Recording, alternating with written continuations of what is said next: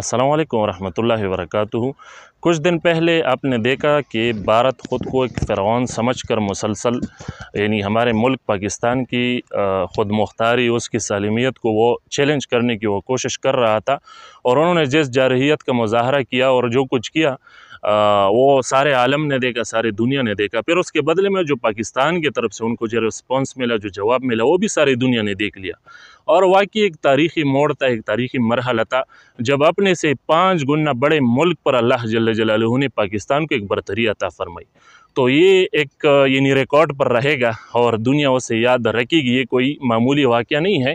पाकिस्तान ने जो जवाब दिया तो ये सिर्फ भारत को नहीं, सारे दुनिया को ये एक पैगाम था कि पाकिस्तान, अहलियान पाकिस्तान कभी भी अपने ख़ुद मुख्तारी पर कोई भी वो समझौता नहीं करेंगे।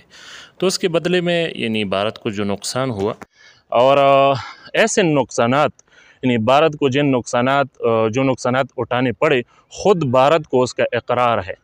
न्यूज़ तो आपने देखे होंगे, और उसके साथ साथ सारी दुनिया ने भी इन चीज़ों का इकरार किया, इन चीज़ों का जिक्र किया कि हाँ, भारत को ये नुकसानात उठाने पड़े।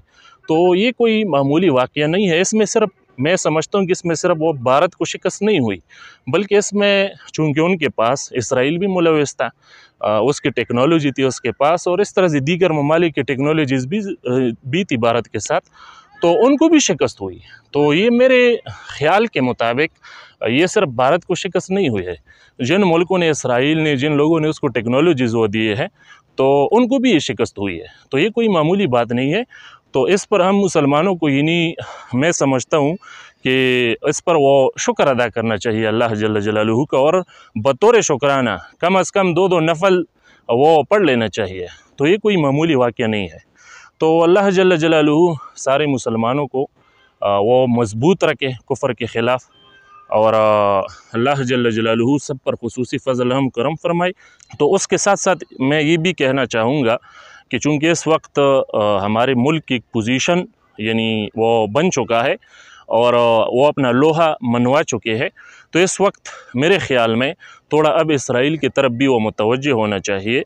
और ताज़ा आपने सुना भी होगा कि नेतन्याहू ने कहा कि मैं अपनी पूरी क़ुव्वत के साथ वो गज़ा में दाखिल होने वाला हूँ।